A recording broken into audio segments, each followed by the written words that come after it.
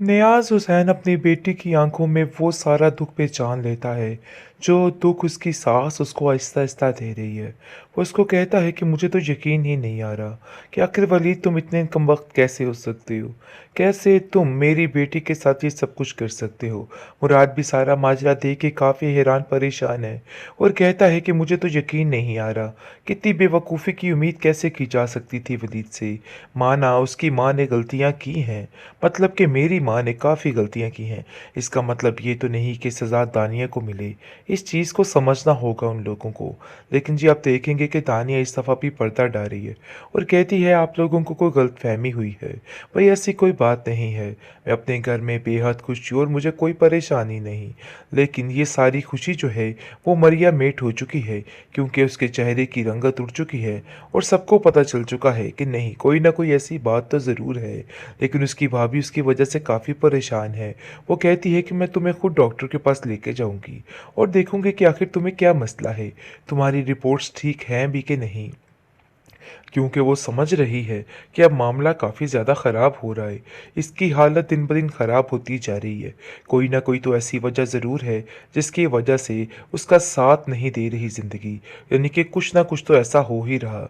एक तरफ उसको सोनिया की टेंशन और एक तरफ दानिया की टेंशन। इतनी अच्छी भाभी काश सबको मिल जाए, क्योंकि वो बड़े अच्छे तरीके से सब दोनों का ख़्याल रख रही है और बार-बार उनकी याद में टस्में बहाती है। आप देखेंगे कि सोनिया से फुल तरीके से वो मिलने की कोशिश करती है और कहती है कि बस कुछ ऐसा हो जाए, सोनिया भी हमें मिल जाए और सारे मामलात संभल जाएं।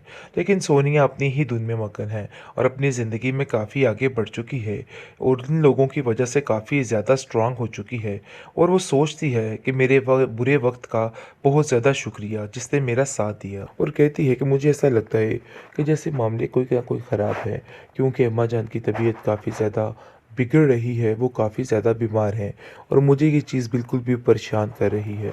आगे से आप देखेंगे मेरे पास कहता है कि मुझे लगता है कि जैसा कि हमने काम का बर्डन उन पर ज़्यादा डाल दिया है, हो सकता है कि इस वजह से उनकी तबीयत बिगड़ रही हो और ये सारी परेशानी का बायस बन रही हो।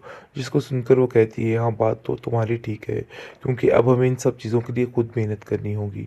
मुझे नहीं लगता कि अम्मा जान कुछ कर पाएँगी। दूसरी तरफ मुराद डर चुका है अपनी बहन का हक लेने के लिए। वो बार-बार बिलाल के पास जा रहा है और बिलाल को जाके कहता है कि आप लोगों ने जो मेरी बहन के साथ करना चाहे ना, वो ऐसा कभी भी नहीं होने दूँगा। तो बेहतर यही है कि आप लोग अपने दिल से ये बात निकाल दें कि अगर कुछ सही होगा, लेकिन अब ऐसा कुछ भी नहीं होने वाला। बेहतर तो यही है कि अब आप लोगों को समझना होगा और उनका हक सीधे तरीके से देना होगा, वरना ऐसा ना हो कि मामला ख़राब हो जाए और मामला ख़राब हो गया तो सब कुछ ख़राब हो जाएगा। लेकिन जी आप देखेंगे कि सोनिया इतनी मुत्तमिन हो चुकी है और उसको अंदाज़ा हो चुका है कि नहीं बहुत जल्द सब ठीक हो जाएगा। इसलिए उसे बिल्कुल भी परेशान होने की कोई ज़रूरत नहीं है। सोनिया दिन भर परेशान रहती है और अपने काम में ध्यान देती है, लेकिन फिर भी वो समझ नहीं पा रही कि आखिर कैसे ये सब कुछ मैनेज होगा। इन सब चीज़ों को मैनेज करना उसके लिए एक पहाड़ की मानद लग रहा है, लेकिन आहिस्ता-आहिस्ता वो इन सब चीज़ों की आदत हो जाएगी उसको और सँभल जाएगी। लेकिन जी आप देखेंगे कि बहुत ज़्यादा परेशान हो चुकी है अब फ़ारा।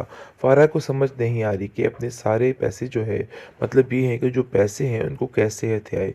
दिन भर प्लानिंग करती रहती है। आखिरकार वो एक डुप्लीकेट चाबी बनवा लेती है ताकि सारे पैसे हथिया लिए जाएँ और हर चीज़ उसकी मुट्ठी में आ जाए। बस ये चालाकी करने के लिए वो तैयार बैठी है और दिन-रात एक करके बस ये काम करना चाह रही है।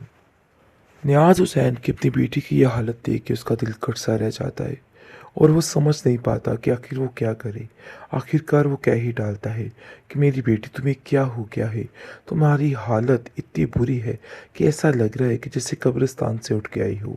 जिसको सुनकर दानिया कहती है कि बाबा ऐसी कोई बात नहीं, मैं बिल्कुल ठीक और सेफ हूँ यहाँ पे। लेकिन वो कहीं न कहीं उसको ये बात खटक जाती है।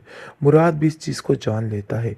मुराद को उसके बातों और रवैयों से समझ आ जाती है कि दानिया के साथ उस घर में सलूक बहुत बदतर किया जा रहा है, जिसकी वजह से वो काफ़ी ज़्यादा परेशान है और वो सोचता है कि वो वलीद से इस बारे बारे में बात करेगा, जिस पर वो वलीद से भी इस बारे में बात कर देता है।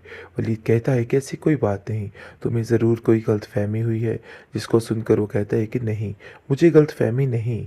तानिया की असल हकीकत उसकी हालत बता रही है कि कोई ना कोई ऐसी बात तो ज़रूर है, जिसकी वजह से वो परेशान है, वरना ऐसी तो वो कभी भी ना थी। जिसको सुनकर वो कहता है कि तुम फ़िक्र मत करो, तानिया मेरी ज़िम्मेदारी है, मैं उसको कभी कुछ नहीं होने दूँगा, क्योंकि उसके दिल का जो सॉफ्ट कॉर्नर था, वो मुराद जुगा चुका है। और वो कहता है कि वो अपने हक़ के लिए कभी नहीं बोलती है, तुम्हें उसके लिए बोलना होगा और तुम अपनी माँ को समझाओ कि उसके साथ ये सब कुछ ना करे।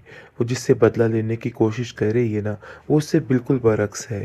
आगे से आप देखेंगे कि तानिया कहती है कि नहीं, ऐसा कुछ भी नहीं हुआ है भाई, आपको ज़रूर कोई गलतफ़हमी हुई है।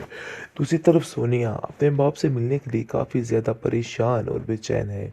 उसकी माँ उसको कहती है, मतलब कि सास उसको कहती है कि बेटा तुम किसी दिन मिल लो, अगर तुम इतनी बेताब हो तो तुम्हें परेशान होने की कोई ज़रूरत नहीं, हमारी तरफ से सारे दरवाज़े खुले हुए हैं, तो इसलिए बिल्कुल भी परेशान मत हो, टेंशन लेने की कोई ज़रूरत नहीं। सोनिया देख रही है कि काफ़ी दिनों से उसकी सास की तबीयत ख़राब रहने लग जाती है और वो इस बारे में अरबाज़ से बात करती है और कहती है कि मुझे ऐसा लगता है कि जैसे मामले कोई ना कोई ख़राब है, क्योंकि अम्मा जान की तबीयत काफ़ी ज़्यादा बिगड़ रही है, वो काफ़ी ज़्यादा बीमार हैं और मुझे ये चीज़ बिल्कुल भी परेशान कर रही है।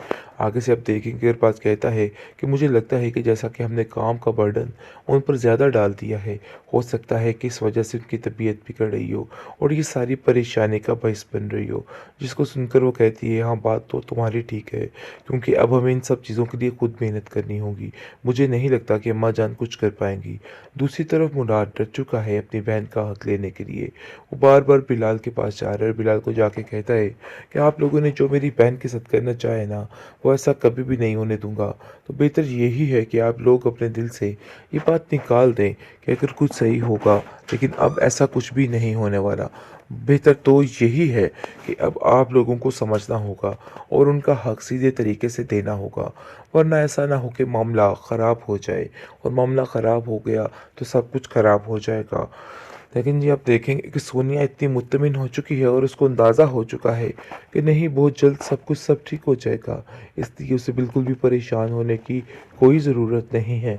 सोनिया दिन भर परेशान रहती है और अपने काम में ध्यान देती है, लेकिन फिर भी वो समझ नहीं पा रही कि आखिर कैसे ये सब कुछ मैनेज होगा।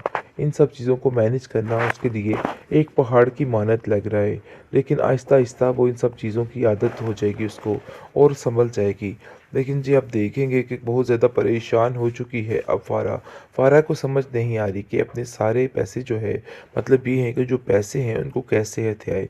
दिन भर प्लानिंग करती रहती है। आखिरकार वो एक डुप्लिकेट चाबी बनवा लेती है ताकि सारे पैसे हथिया लिए जाएँ और हर चीज़ उसकी मुट्ठी में आ जाए। बस ये चालाकी करने के लिए वो तैयार बैठी है और दिन रात एक करके बस ये काम करना चाह रही है।